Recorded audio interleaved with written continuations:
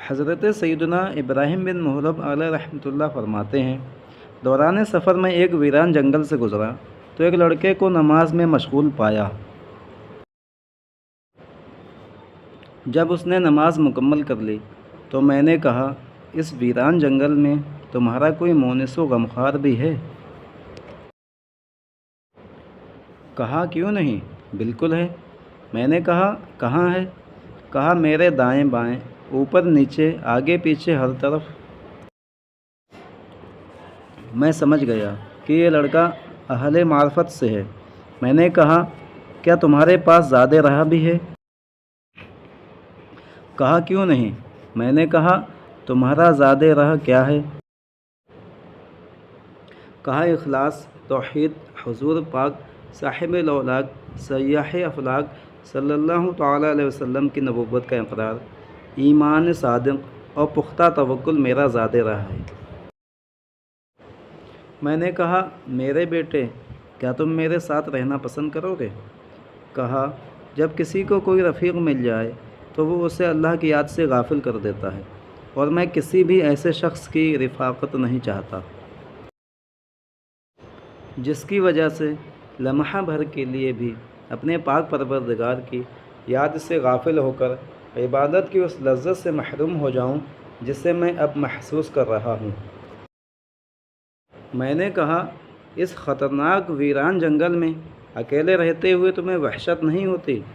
کہا، اللہ تعالیٰ سے محبت کی دولت ایسی دولت ہے کہ اس نے مجھ سے ہر وحشت دور کر دی ہے، اور اب یہ حال ہے کہ درندوں کے درمیان بھی خوف و دہشت محسوس نہیں ہوتی۔ میں نے کہا، تم کھاتے کہاں سے ہو؟ کہا، جس پاک پروردگار نے مجھے ماں کے پیٹ کی تاریکیوں میں رزق دیا، وہی پروردگار اب بھی مجھے رزق عطا فرماتا ہے۔ میں نے پوچھا، تمہارے کھانے کا انتظام کب اور کس طرح ہوتا ہے؟ کہا، مجھے مقررہ وقت پر کھانا مل جاتا ہے، چاہے میں کہیں بھی ہوں، میرا رزق مجھ تک ضرور پہنچتا ہے۔ میرا مولا خوب جانتا ہے کہ مجھے کس وقت کس چیز کی حاجت ہے۔ وہ پاک پروردگار میرے حالات سے بے خبر نہیں، وہ ہر جگہ میرا محافظ و والی ہے۔ میں نے کہا، تمہاری کوئی حاجت جسے میں پورا کروں؟ کہا، ہاں، ایک حاجت ہے، اب وہ یہ ہے کہ اگر دوبارہ مجھے دیکھو تو مجھ سے گفتگو نہ کرنا اور نہ ہی میرے بارے میں کسی کو بتانا۔ میں نے کہا، جیسی تمہاری مرضی، اس کے علاوہ کوئی اور حاجت ہو تو بتاؤ۔ کہا، ہاں، اگر ہو سکے تو دعاؤں میں یاد رکھنا، جب بھی غمگین و پریشان ہو کر دعا کرو تو میرے لیے بھی دعا ضرور کرنا۔ میں نے کہا، میرے بیٹے، میں تمہارے لیے کس طرح دعا کروں جبکہ تم مجھ سے افضل ہو، کیونکہ خوف خدا اور توکل تم نے مجھ سے بہت زیادہ ہے۔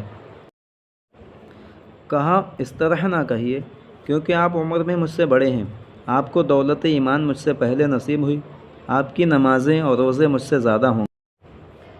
میں نے کہا، مجھے بھی تم سے کام ہے۔ اس نے کہا، بتائیے کیا کام ہے؟ میں نے کہا، میرے لیے اللہ کی بارگاہ میں دعا کرو۔ اس نے یہ دعا کی، اللہ تعالیٰ آپ کو ہر لمحہ گناہوں سے محفوظ رکھے، ایسا غم عطا فرمائے جس میں اس کی رضا پوشیدہ ہو اور اس کے علاوہ کوئی اور غم نہ ہو۔ میں نے کہا، اے میرے لخت جگر، اب دوبارہ ملاقات کب ہوگی؟ میں تجھے کہاں تلاش کروں؟ کہا، دنیا میں مجھ سے ملاقات کی امید نہ رکھنا، اور آخرت میں مجھ سے ملنا چاہو تو ہر اس کام سے بچنا جس سے اللہ نے منع فرمایا ہے، اور کسی بھی ایسے کام میں اس کی نافرمانی نہ کرنا جس کا اس نے حکم دیا۔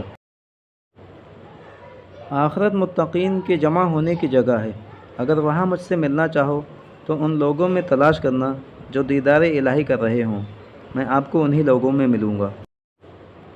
میں نے کہا، تجھے کیسے معلوم ہے کہ اللہ کی بارگاہ میں تجھے یہ مرتبہ ملے گا؟